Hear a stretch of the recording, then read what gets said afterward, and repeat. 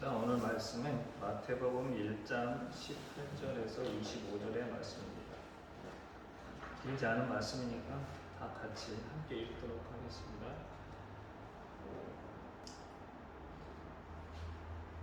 예수 그리스도의 날씨는 이러하니라. 그 영혼이 마리아가 요셉과 야곱하고 동거하기 전에 성령으로 잉태된 것이 나타나니 그의 남편 요셉은 의로운 사람이라.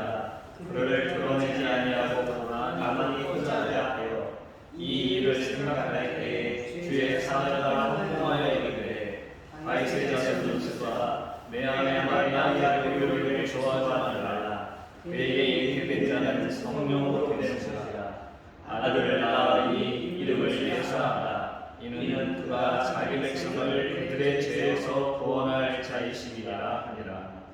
이 모든 일이 된 것은 주께서 선지자로 하신 말씀을 이루려 하시니 이르시되 보라 저를 하여 너를 낳으시오. 그의 이름은 임마누엘이라 하리라 하셨으니 이를 번역한즉 하나님이 우리와 함께 계시다 하리라. 요셉이 잠에서 깨어 일어나 주의 사자의 분부대로 행하여 그의 아내를 데려왔으나 아들을 낳기까지 동침하지 아니하더니 나음의 이름을 예수라 하니라. 아멘.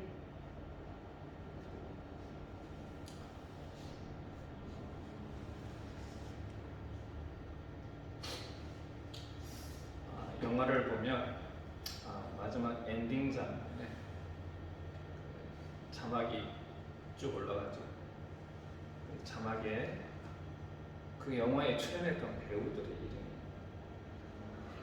비역과 함께 쭉 올라갑니다. 제일 먼저 나오는 사람이 그 영화의 제일 중요한 사람이 되는 거죠. 즉 그 배역의 비중고에 따라서 이름이 차례대로 이렇게 올라가는 것이죠. 만약에 복음서를 영화화한다, 요셉은 어느 정도 비중을 차지할까요? 물론 마가복음과 요한복음은 제외가 됩니다. 이 두 복음서에는 요셉이 등장하지 않죠. 그럼 영화를 한다면 마태복음과 누가복음인데, 이해를 돕기 위해서 마태복음은 전체가 28장이고 누가복음은 24장입니다. 근데 요셉이 등장하는 것은 마가복음, 누가복음 똑같이 1장과 2장입니다. 산술적으로 따지면 마태복음에서는 14분의 1, 누가복음에서는 12분의 1이 되는 거죠. 이 얘기는 요셉의 비중이 매우 낮다는 겁니다. 영화를 보는 관객들이나 혹은 복음서를 읽는 독자들은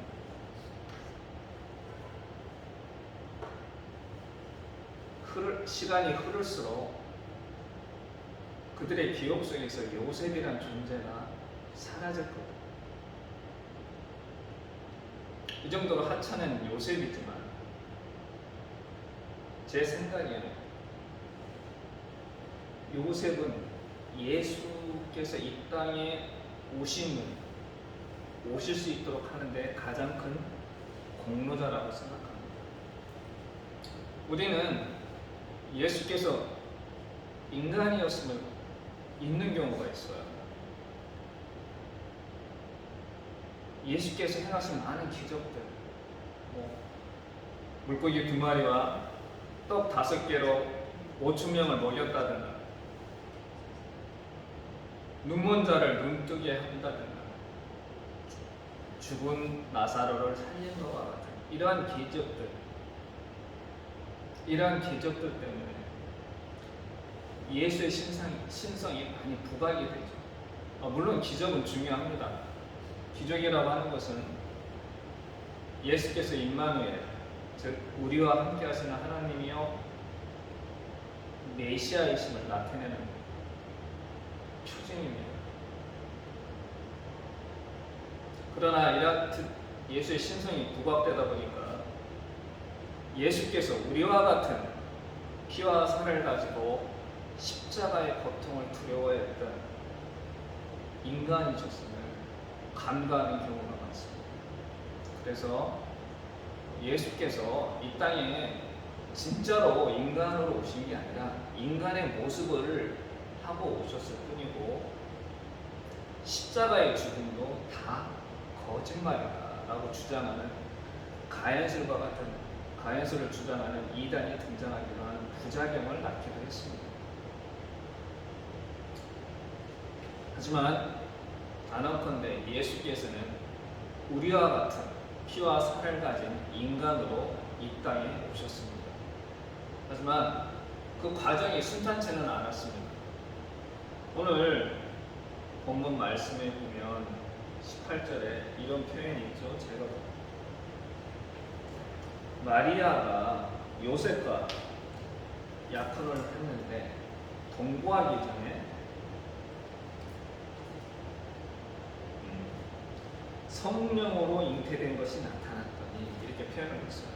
근데 여기에서 성령으로라는 것을 빼고 읽어보도록 하면 마리아가 요셉과 약혼하고 동거하기 전에 잉태된 것이 나타났더니 문장 흐름상 아무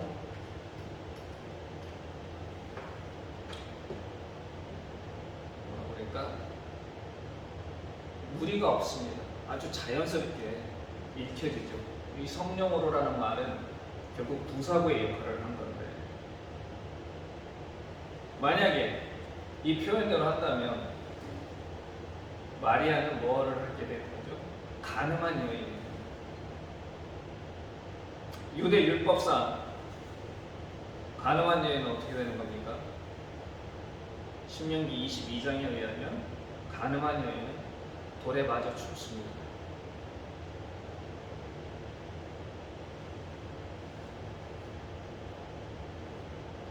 근데 이 상황을 어떻게 해서 알게 됐는지 요셉이 알게 됐어요. 마리아가 고백을 했대요. 19절에 보면 이 상황을 알게 된 요셉이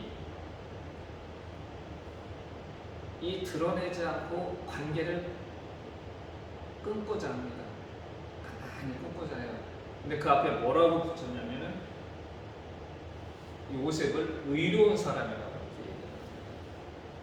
그 당시 의롭다는 것은 어떤 거냐면 율법에 충실하고 장로들의 전통을 잘 따르는 그런 사람들을 의로운 사람이라고 일컬어지게 되는 거죠. 만약 이러한 그 시대 의인의 기준에 맞게 요셉이 행동을 했다고 한다면 마리아는 당연히 돌에 맞아 죽게 되는 거죠.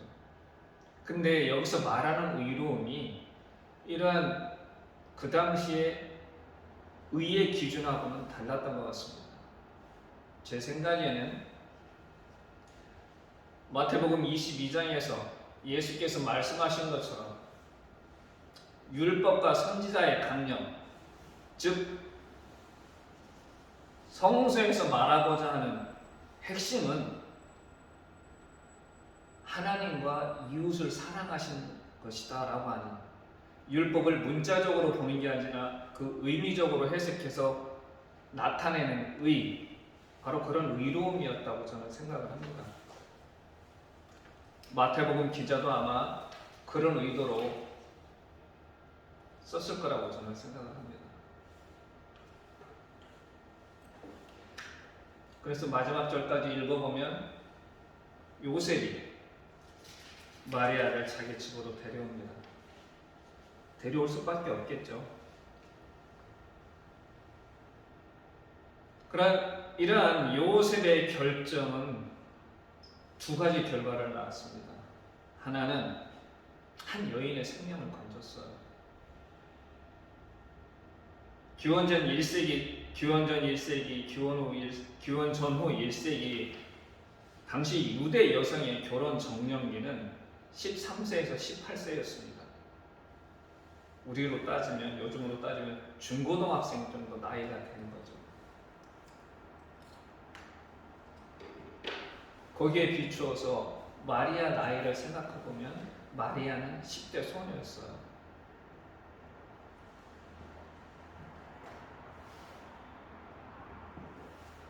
근데 아이를 갖게 됐습니다. 그럼 어떻게 되는 거죠? 10대 미혼모가 되는 거죠. 근데 그 앞에 또 뭐가 붙습니까? 가늠한 10대 미혼모가 되는 겁니다. 10대 미혼모라고 해도 그 사회에서 지탄받을 대상인데 거기 앞에 하나가 더 붙습니다. 형용사가 가늠한 10대 미혼모. 당시 유대는 로마의 지배하에 있었기 때문에 사람을 함부로 죽일 수 있는 그런 권한이 없었습니다. 그래서 함부로란 말을 좀 해서 죄송하긴 한데 사람을 죽일 수 있는, 사형시킬 수 있는 권한이 없었어요.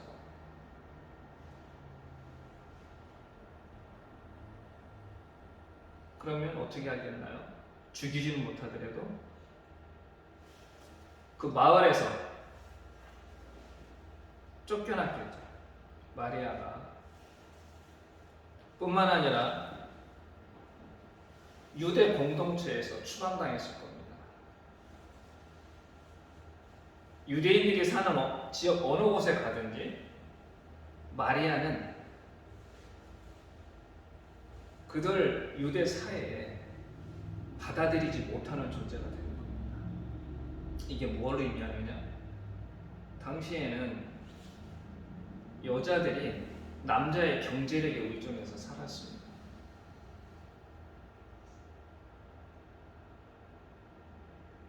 그런데 남편 없이 10대 여성이 이래저래 해서 아이를 낳긴 낳는데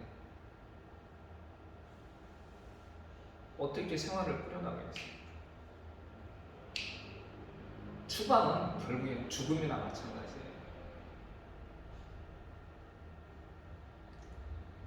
근데 요셉은 그렇게 하지 아니하고 마리아를 자기 집으로 데려왔습니다. 요셉의 이런 결정은 두 번째, 예수 그리스도를 탄생하게 만들었습니다. 요셉이 베푼 작은 배려가 우리가 구주로 믿는 예수 그리스도의 탄생을 불러오는 기적을 일으켰던 것이죠. 저는 이 성서에는 자세히 나오진 않지만 요셉이 이런 예수의 탄생뿐만 아니라 예수의 성장 과정 속에서도 많은 영향을 끼쳤다고 생각합니다.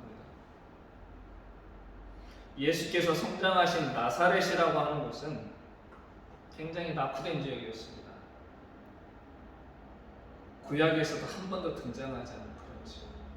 이걸 단적으로 보여주는 것이 요한복음 1장에 보면 베드로와 안드레 같은 동네에 살았던 빌립이 베드로와 안드레를 통해서 예수를 만나게 되고 그의 제자가 됩니다.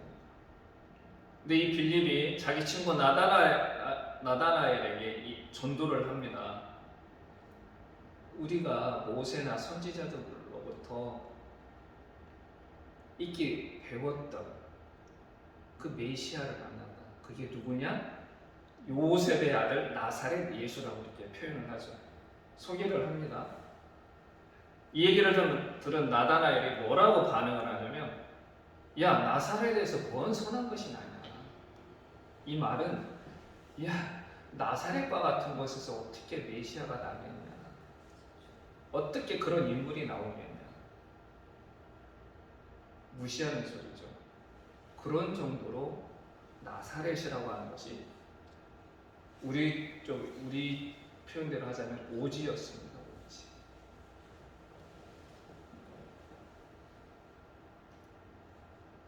그런 곳에서 요셉은 예수의 아버지이자 스승의 역할도 했을 것 같습니다. 근데 그 역할이 굉장히 좀 성공적이었던 것 같습니다. 누가복음 2장에 보면 두 번이나 예수가 지혜롭다고 칭찬을 합니다. 40절과 52절에서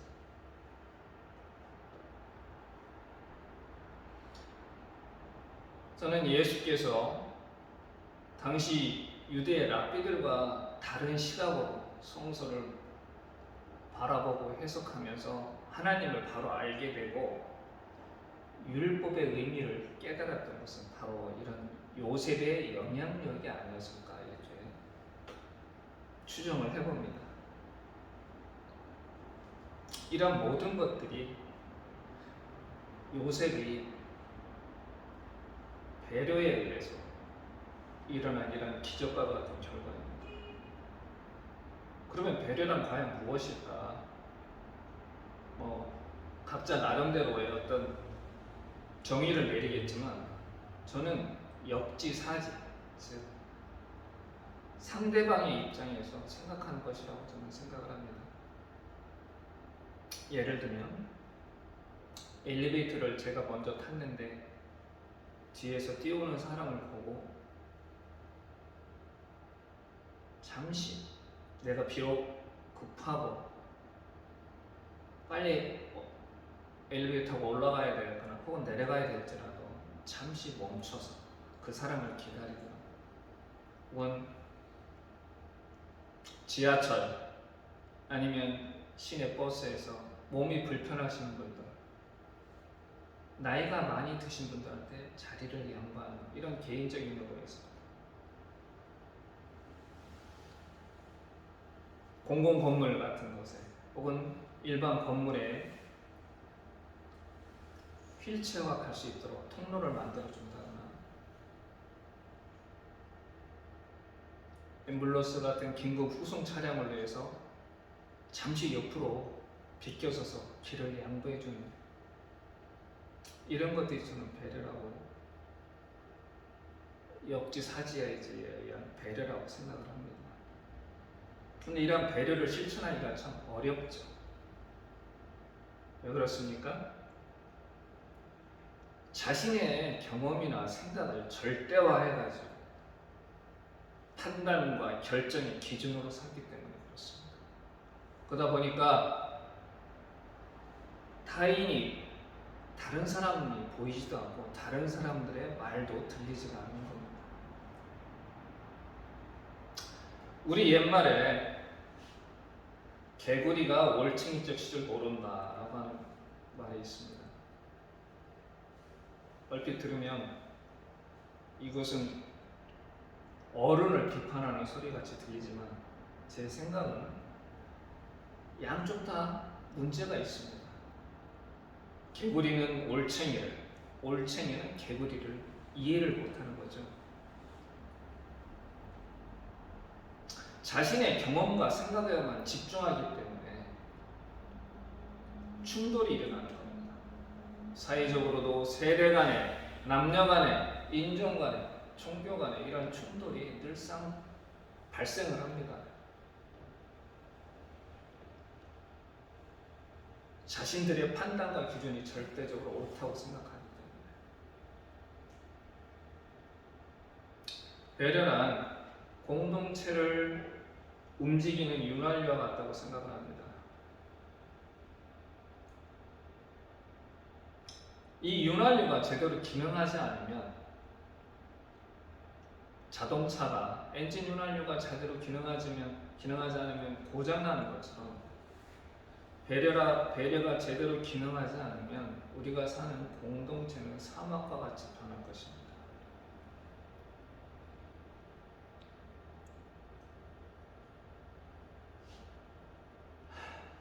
이러한 배려를 그럼 잘 실천하기 위해서는 잠시 멈추면 됩니다. 나의 생각과 나의 말과 나의 행동을 잠시만 멈춘다면 우리의 이웃이 보이고 또 세상이 보이고 요셉의 기적이 일어날 것입니다. 2000년 전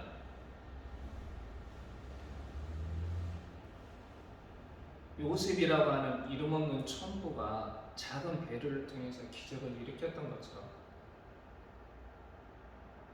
저와 여러분도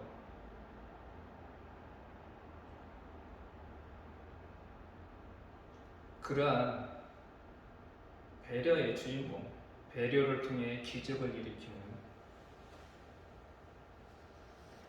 주역이 되기를 간절히 소원합니다. 기도하겠습니다. 하나님 감사.